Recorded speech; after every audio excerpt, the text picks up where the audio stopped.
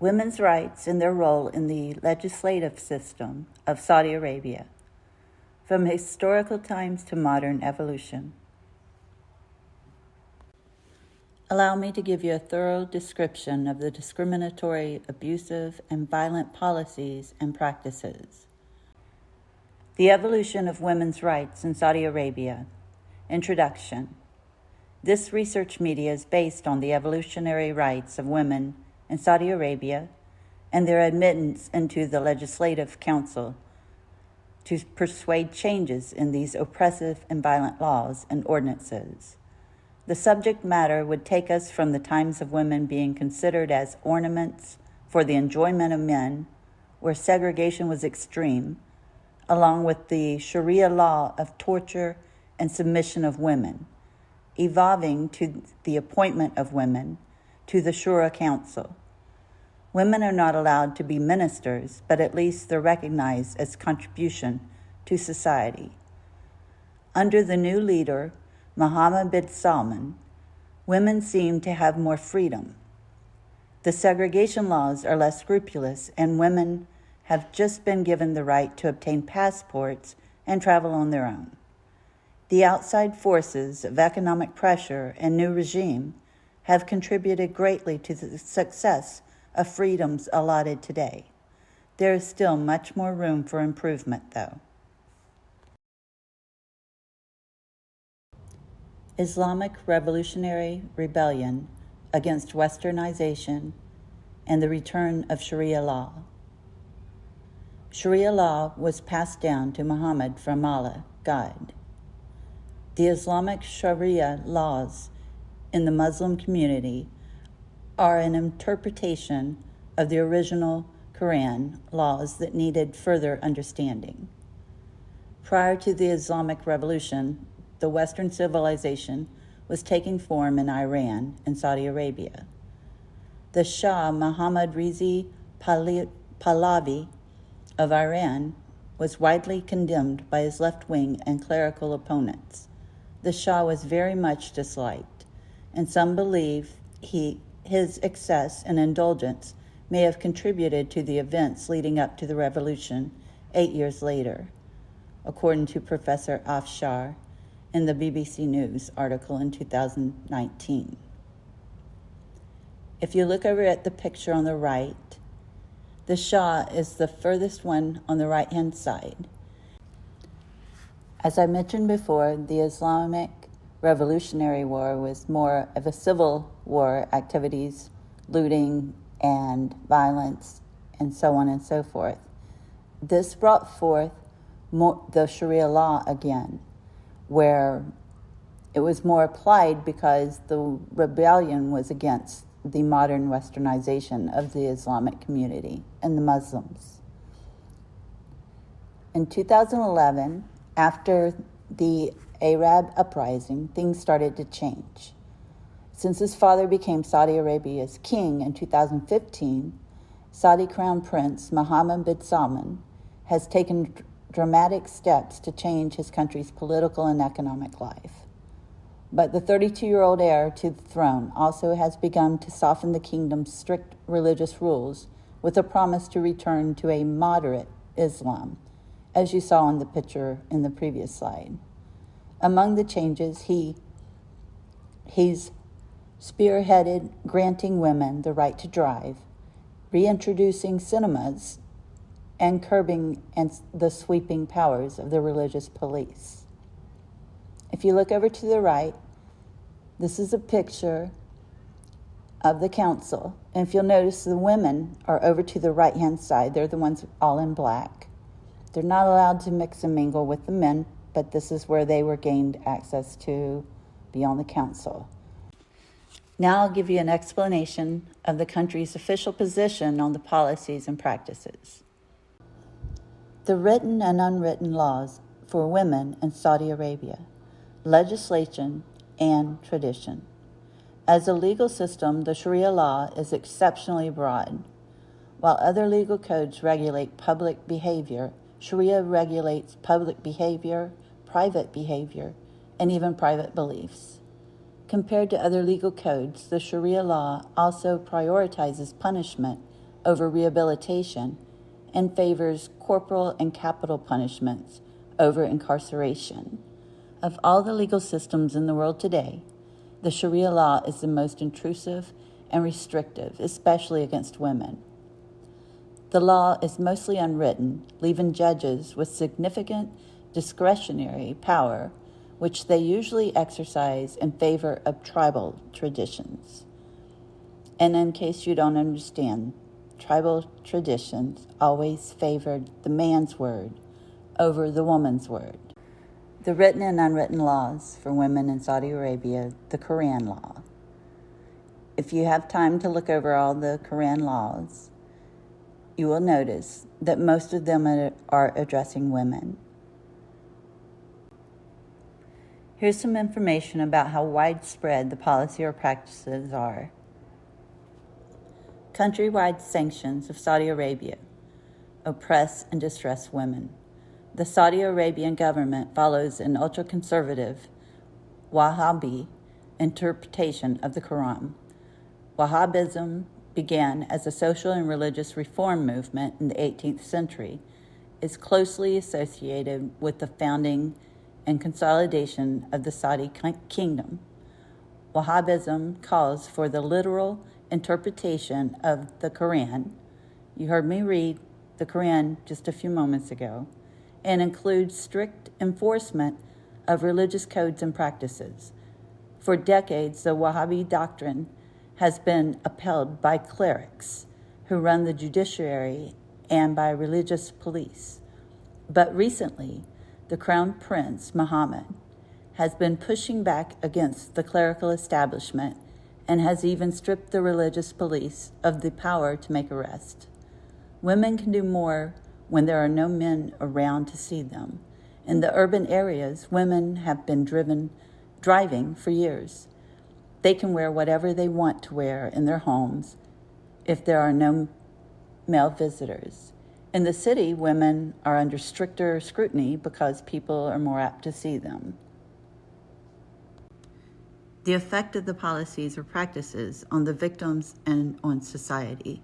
The oppression of women. Oppression, depression, and the misery for women. Some of the unwritten laws are carried out by religious police still today, as if they were written laws. The Muslim men and some of the women who support the ancient belief try to justify the laws of the Quran or the Sharia law by claiming they are for the protection of women. This is not true. If it were for the protection of women, the women would be able to choose the laws for themselves. Instead, these laws treat women as if they're possessions or children. The ordinances, laws, or ideas that women are to obey are ridiculous to women in other countries. They are no longer allowed to do things they did about 50 years ago. After the strict rules of the Sharia law were enforced, the local and religious police, women must ask permission for anything and everything they do. These restrictions on women have placed them in danger when under the guardianship of their male predators. Here are some of those restrictions and commentary on where we are with them today. With the improvements following the Arab uprising, which was in 2011, ID cards were required to carry at all times. Before the 21st century, women were not issued cards, but were named as dependents on their mahrams, which is usually their father, husband, son, whichever man's in charge of them. They were on their ID card, so that strictly speaking, they were not allowed in public without their mahram. Domestic violence is prevalent in Saudi Arabia. If a woman is beaten, she would need a male to report the crime. Most of the perpetrators of violence are indeed the same male that is to report it for her. Therefore, a lot of domestic violence went unnoticed until 2004, after a popular television presenter, Rania Abbas, was beaten by her husband. The photographs were published in the press. In August of 2013, domestic violence became criminal offense for the first time. The law includes psychological and sexual abuse, as well as physical abuse. It allows reporting instances of abuse in the workplace to their employers. This was after a Twitter campaign that went out. The new laws were great, but the judiciary system is not built to handle this law for as long as the tradition of a male guardianship, like their father, husband, remains as an obstacle to the prosecutors. To my surprise, women in Saudi Arabia were allowed in the military. In January 2020, according to the Arab News, the Chief of Staff of the KSA Armed Forces launched the first military section for women. Women can serve in all military branches and are allowed to climb the ladders toward senior ranks. Later in the year, the Chief of Staff of the Saudi Arabia, General Fayyad al-Rawale, inaugurated the first woman military wing in the country's armed forces. In February of 2021, Saudi women were allowed to join military, including the ranks of soldier to staff sergeant. Well, the women used to have to always wear the black, and their great freedom came when the law was passed that they could wear lighter colors, like gray or white. This occurred in 2013. The most hideous crimes I have read about so far that have happened in this 21st century are crimes against women who are punished for being activists for human rights. In the book Behind the Kingdom's Veil it's a book from Suzanne Colby, and she writes about a friend of hers that was murdered and another friend of hers that was put in prison and she never saw them again. And I believe they eventually died in prison from starvation and other medical problems. There's another book entitled Daring to Drive. It's about a Saudi woman's awakening. And the author of that book is Manal al-Sharif, and she is now in Australia hiding out. She finally got out of prison. She was picked up at the regular time, taken to jail for driving without, I think the charge was driving as a woman. And she was put in jail and just had to sign a paper for breaking the ordinance. Well, at 4 a.m. that night, a single woman with her children, she was taken out of her home and thrown into prison and wasn't allowed to tell anyone where she was. And if you see over to the right, that photo of Luhain al-Hathra, her sister is still looking for her today. And she has gotten word that that her sister, Luhain, has been tortured. And this is, she was arrested in May of 2018. And here we are today. She's still looking for her. During a time of recession and poverty in the area, women were introduced to the workplace. In 2011, there was an Arab uprising denouncing the governmental rule over the people and the lack of human rights. This also opened up more experiences for women. They were even allowed to form a military for women, so they have come quite far in the workforce. Driving. You really need to read that book, Daring to Drive. It's pretty scary, but informative, from Manal al-Sharif, and you can learn a lot from that on what these women went through. And the women who are pushing to get women the right to drive, most of them are still in prison. I think at one time they had 47 of them in prison. But the newly crowned prince, Mohammed bin Salman, has started to believe that the restrictions should change. This prince is the one who has allowed women to get their driver's license. Segregation. There's segregation between men and women. Today there are newspapers interviewing Saudi Arabian, and America's learning more about the restrictions and the struggles that and are wavering the idea of helping Saudi Arabia. As you can see in this photo over to the right, a man and a woman are both allowed to use the same door now, and they can go into restaurants without partitions between them. So they've come very far with that. Women have been allowed to go to school for a long time, but they don't necessarily get their license for their education. They're just allowed to go to school. The women of Saudi Arabia have a high level of education. There's restrictions on where they're allowed to work, however, and this makes their educational background useless in some areas of occupation. But due to the external pressure and economic needs for women in the workplace, changes are happening. An all-girls school was burnt down with the children inside. I probably shouldn't say that, but it happened.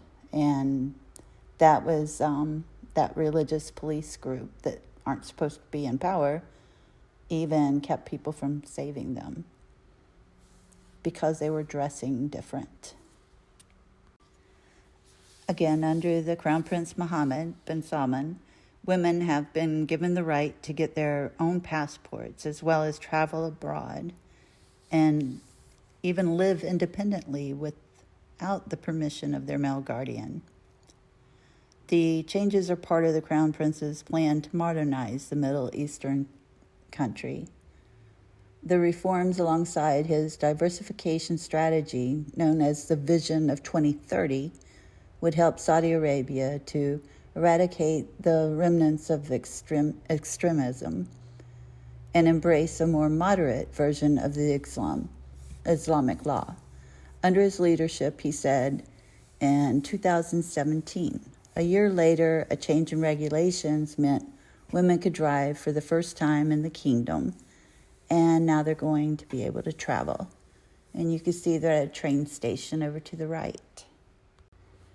In 2011, King Abdullah let women vote in the 2015 local elections. Some women have even ran for positions in government and have been elected.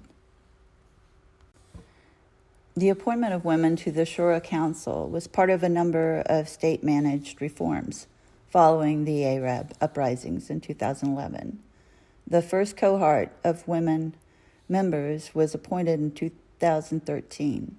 Women members followed the usual selection criteria being drawn from political and submatter experts or religious circles.